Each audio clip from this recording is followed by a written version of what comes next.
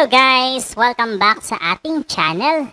Ito pa rin ang Basic Microsoft Excel tutorial at ang topic natin ay tungkol pa rin sa order of operation dito kay Microsoft Excel.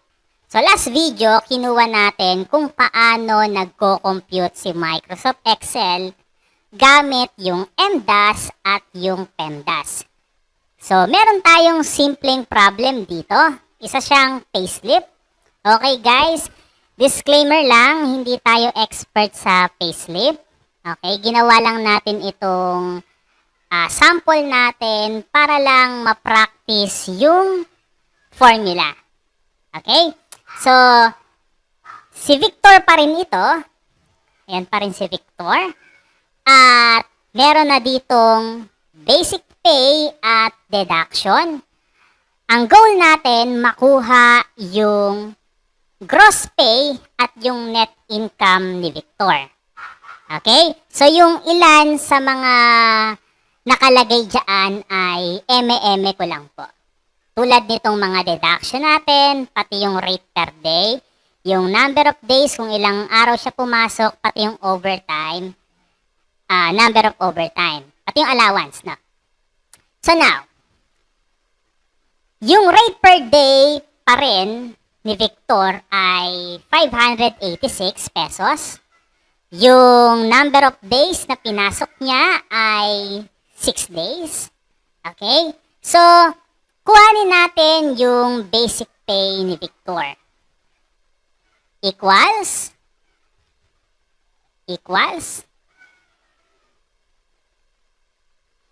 rate per day. Guys, meron tayong simpleng guide dito. Okay, gawa-gawa lang din po natin. So, basic pay equals rate per day times number of days. So, before, multiply ko lang yung number of days na B5, enter ko lang, magkukuha natin yung basic pay niya. Diba? Now, kuhanin naman natin yung overtime rate at overtime pay. Sa pagkuha ng overtime rate, kailangan mo munang malaman kung magkano yung rate ni Victor per hour. Okay po? So, equals rate per day, kung mapapansin, overtime rate per day divided by 8 times 1.25. Okay? So, check natin. Equals rate per day divided by 8 hours, kasi yun po yung minimum. 8 hours times ko lang, times 1.25. Okay? So, meron lang ako nakuwang website kung saan 1.25 yung ginagamit nila. Hit ko lang yung enter. Yun po siya. 91 pesos. Pero guys, sabihin na natin, yung rate per day ni Victor, i-divide ko siya sa 8. Ang rate per hour niya ay 73.25 pesos. Diba? So, kadalasan naman kasi may dagdag pa yan na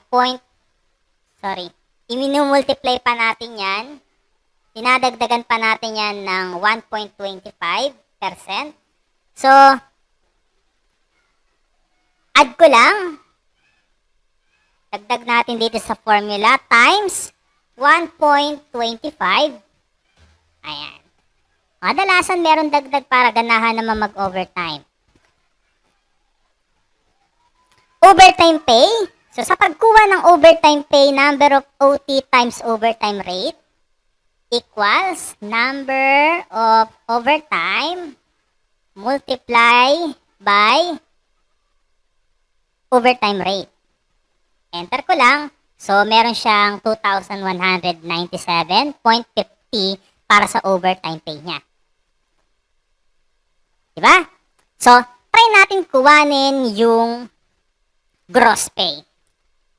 Equals, ang gross pay, basic pay plus overtime pay plus allowance, etc. Kung meron pang holiday. Kadalasan naman yung holiday pinapasok sa overtime. 11, equals basic pay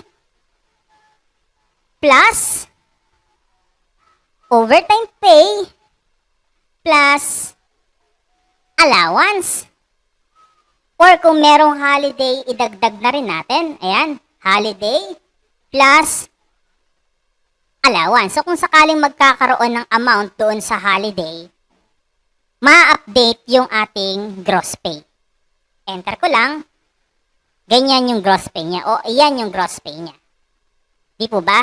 Kapag naglagay tayo dito sa holiday, sabihin na natin 586, bayad yung araw kahit di siya pumasok. Enter ko, ma-update yung gross pay natin. Ayun, na-update. Diba? Wala man ilagay, okay lang po. Yun din yung maganda kapag sinasama mo yung blankong cell doon sa iyong formula. Now, subukan nating utay-utayin. Unahin natin yung basic pay bago na lang natin pagdugtungin mamaya. No? Equals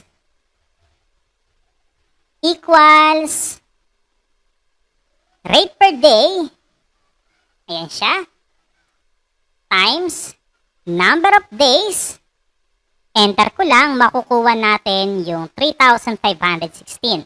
Sunod naman natin itong overtime pay, okay, equals, so sa pagkuha ng overtime pay, kunin muna natin yung overtime rate. Diba? So rate per day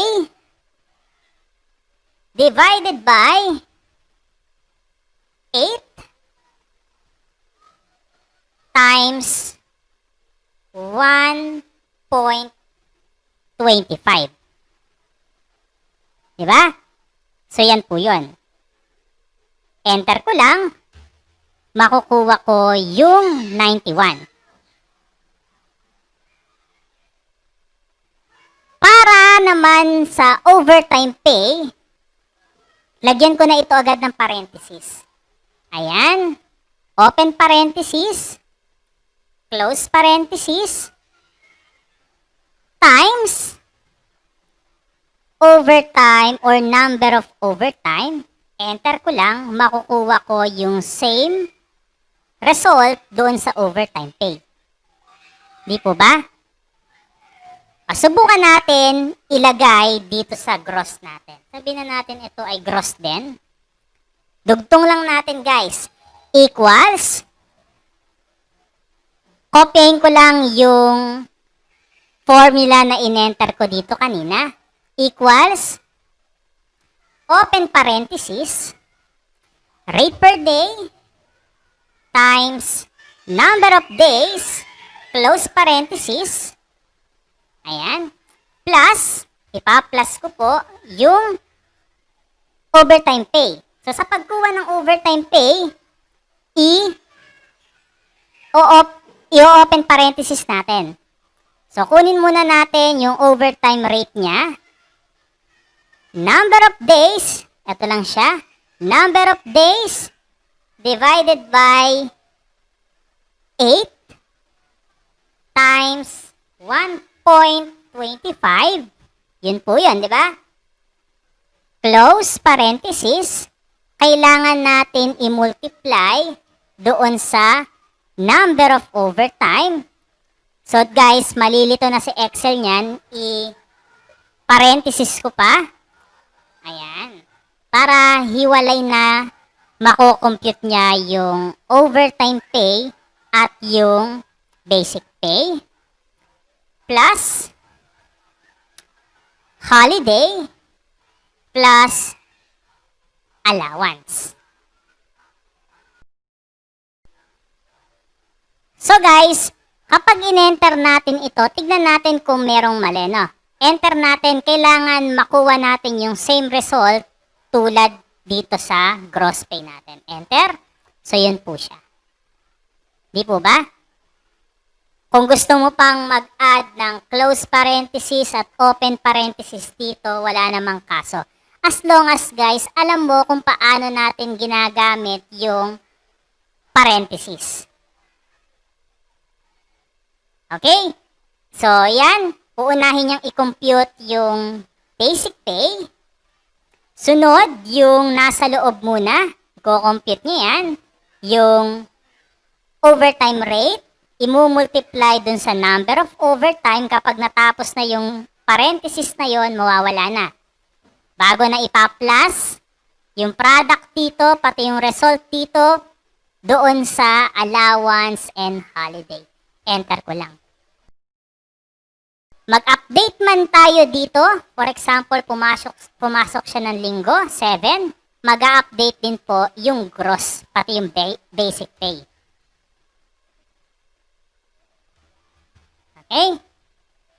Para naman dun sa net income, i-total ko lang muna ito. Gamit na lang siguro tayo ng, gamit na lang tayo ng formula na auto-sum. Yan. Auto-sum natin siya. Enter. So, 1,000 yung total deduction natin. Equals, gross, alin man dyan, gross, minus, total deduction. Enter ko lang. So, ang mauuwi niya ay 6,299 pesos. Diba? Kasi meron siyang deduction na SSS, Pag-ibig, PhilHealth, meron siyang cash advance na 600 pesos. So, yun na lang matitira sa sahod niya. Okay? So, guys, practicein po yung gantong klase ng formula, yung paglalagay ng open and close parentheses. Then, yung PEMDAS, yun po yung sinusunod natin as order of operations kay Microsoft Excel. So, yun lang muna guys. So, bilang suporta, subscribe na lang kayo sa channel natin para kung sakaling mag-upload kami ng iba pang mga videos, ay updated naman po kayo. Salamat!